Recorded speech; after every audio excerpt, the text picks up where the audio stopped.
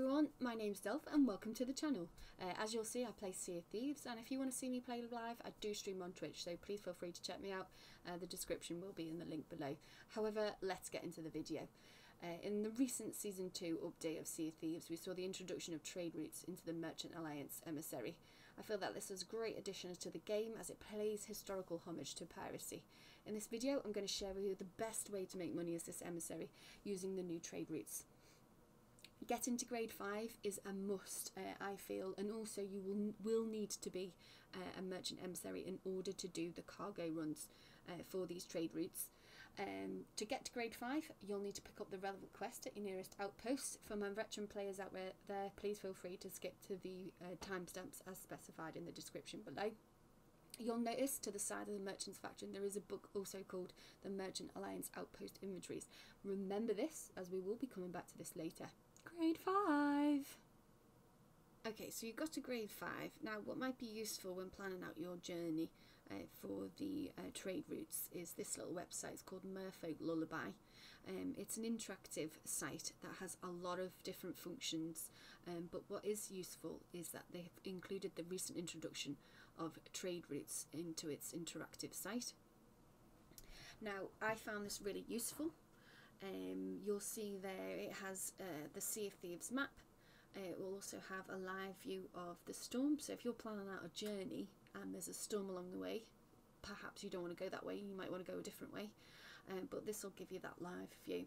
So you'll see on there you'll want to click the trade route option. Now this will show you the current live view of the trade routes on the map for the various commodities that are on Moffa. Now when I did this, the route was different, so this will change regularly.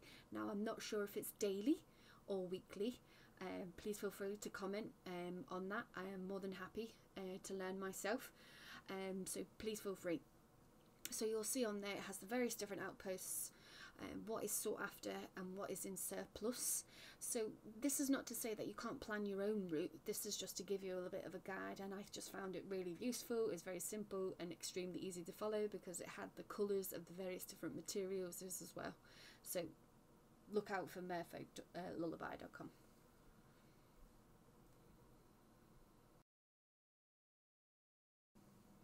So my trade route journey starts at Morrows Outpost. The reason being is because when I completed my grade 5 quest, it ended in Devil's Roar and the nearest outpost is Morrows Peak.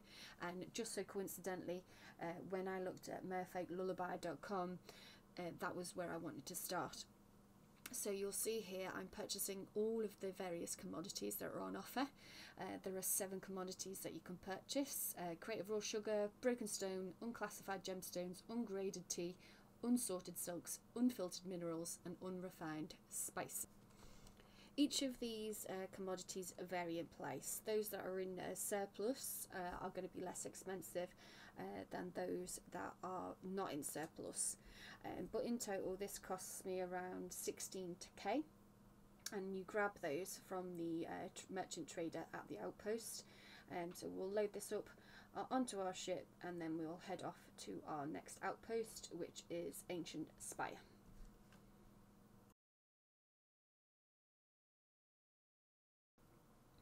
So here we are at Anicent Spire Outpost, and we're back at the merchant traders gathering those commodities again, and you'll see exactly all the same commodities. However, some of those items are in surplus, which is the unsorted silks. Again, they all range in price, but we gathered them all, and the reason for that is we'd only previously gone to one outpost, and what we're trying to do is make the most out of this trade route in particular. So we gathered all those up, gather those from the trader in order to load them onto our ship, and we head over to Golden Sands Outpost.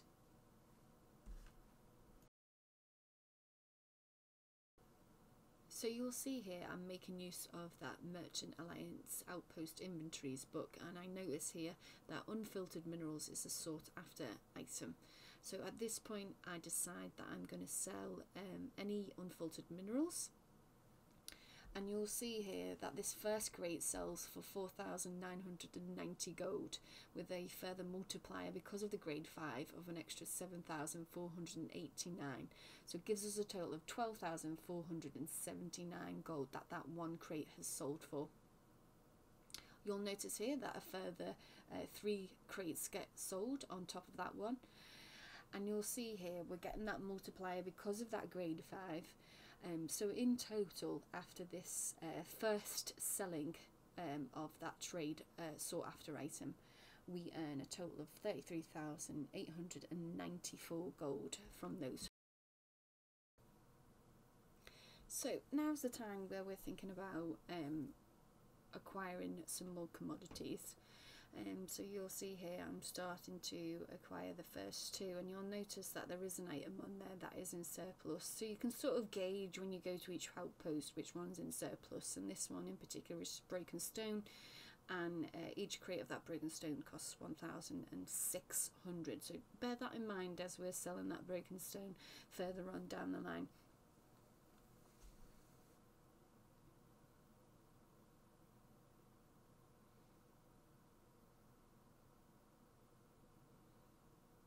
Okay, so now we're arriving at Plunder Outpost, where once again we'll be selling the various sought after material at this outpost.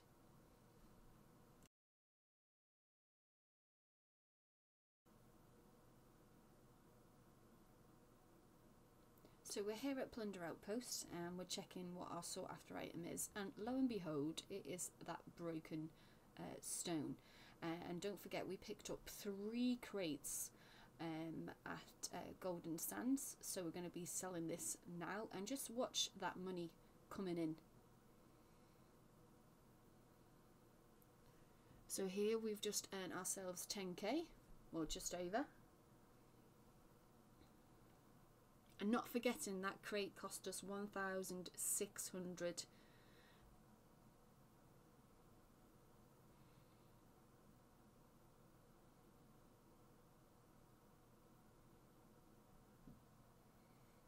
So you'll see there individually each one of those crates is selling for a different amount, and therefore as a result the grade 5 value is going to vary on each and every individual sought after item at each of these outposts.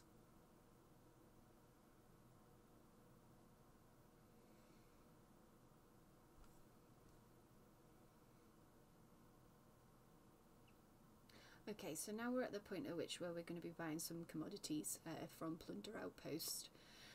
Now at this point I'm thinking in my mind, I don't really want to go back on myself in terms of buying sought after materials for previous outposts. So I'm looking here as to which ones I want to buy, so that I know that I can sell them as a sought after item in the future outposts that I'm going to be visiting. And this is where that merfolklullaby.com website will be really useful, because it will be able to help you plan out which commodities you can buy at each outpost, as I said earlier. But we're only trying to buy things that we think that we might need for the next outpost that we're going to be visiting.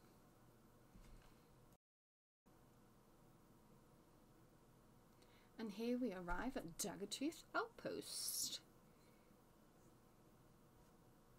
Okay, so you'll see here we're in the wilds, we're at Dagger Outpost, and the sought after item here is raw sugar. Now, not forgetting that we've already visited a number of outposts already, therefore we should have a fair bit of raw sugar to sell here.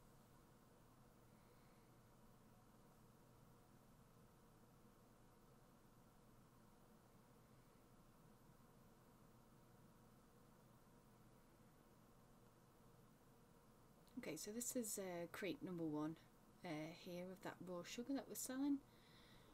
So you'll see here it goes for about 2.5k with a further 3.8k added on top. So fairly decent. Crate number 2.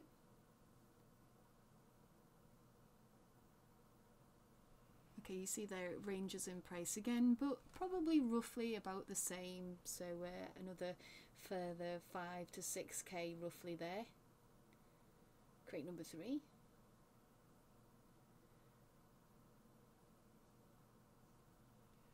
Again, roughly the same, 3 and 5, between 5 and 6k.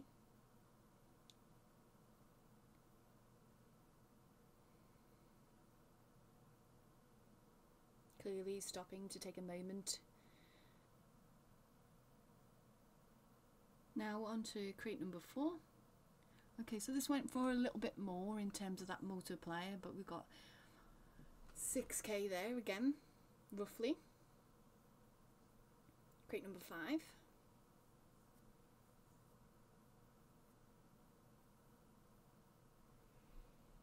Again, roughly about the same, between 5 and 6k.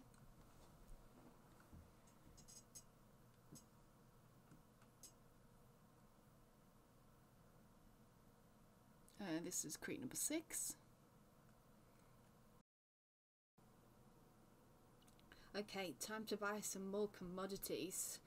So you'll see here gemstones are the surplus items straight off the bat. We didn't need to look at that book, but now again we're making that decision as to which items we want to buy, as we are coming to quite a close on doing this trade route. So we're only going to be buying items that we think are going to be necessary, or things that we think that we're going to sell as a sought after item. So you'll see there I'm buying those surplus items because I've used that Merfolk Lullaby website, because I know that those items are going to be on one of the next outposts for me to sell.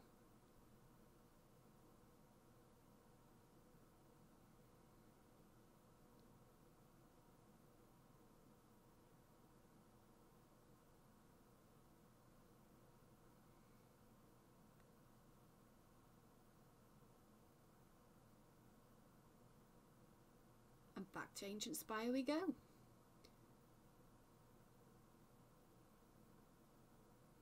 So you might be thinking, well, hold on a minute, I'm pretty sure Delph went to Ancient Spire earlier on.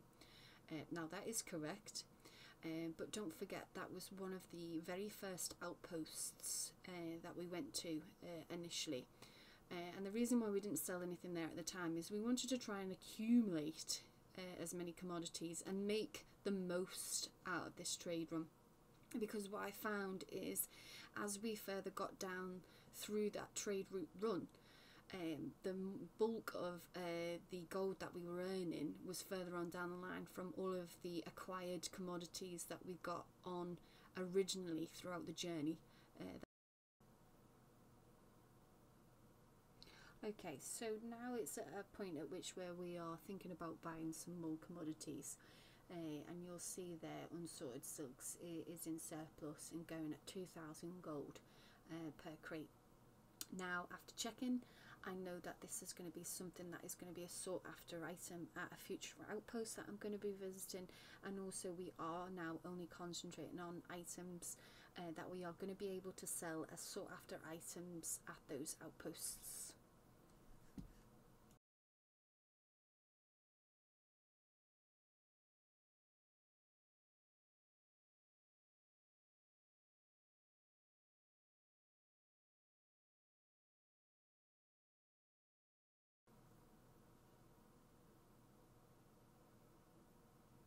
Galleons Grave, our next stop.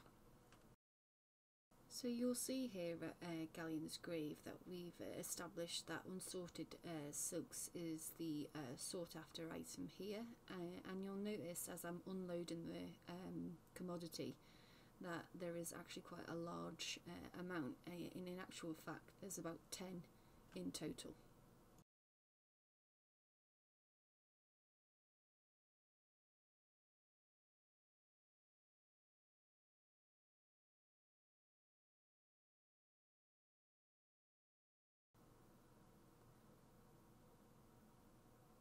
Okay, so this is the first crate that we sell of the unsorted silk, and you'll see there we are generating large amounts of money purely down to the fact that we do have 10, And this does go back to what I was saying earlier about the fact that potentially you're going to be earning more towards the latter portion of the trade route as you've been going round.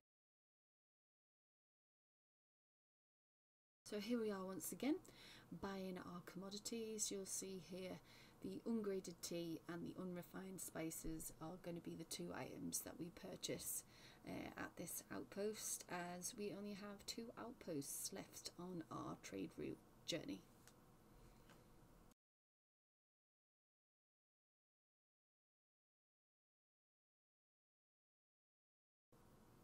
Sanctuary Outpost, our next stop. Okay, so at Santuary Outpost, once again we're starting to sell the sought after item, which is the spices. Once again, we've got a large number of crates to sell. We've got that grade 5 still, so we're going to be getting that multiplier, and straight off the bat there we're earning quite a fair bit of money. But again, the crates vary in value. I'm not sure why that is. If there is anybody that does know, please feel free. I can only imagine it's unspecified, like you would get a pack of eggs. You don't know the weight of each and every single egg. It's just normally has on the pack varied, so in this instance it's very much the same. But please feel free to let me know in the comments if you found a better trade route. Maybe you can let me know and I can try it out myself. I would love to hear from you. So please do feel free to give the video a thumbs up, comment, talk to me, come visit me on the Twitch channel. It'd be lovely to chat to you about it. I do feel I've got myself into a bit of a rabbit hole with this because there are other ideas, so I will be doing some follow-up videos, so please do look out for those. But you'll see here, still in the storm. It was great. The only thing that I would say about these trade routes is they can be quite long. The reason for that is the distractions that you may get along the way. For example, with the players, skeleton ships, things just might steer you off course a little bit. I will say this probably took me roughly about 3.5 hours, including that grade 5 merchant quest as well. But I do strongly recommend it. But if you have any other ideas, please do let me know.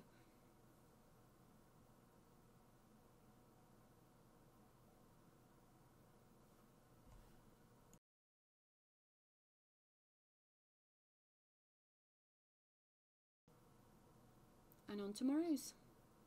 So here we're selling the final commodity, which is the unprocessed tea. After spending the time that I've specified before, I do think this is a really good addition to the game. I've had a lot of questions asked and thrown at me already, hence why I decided to do this video. So as I said before, please do feel free to comment. But all in all,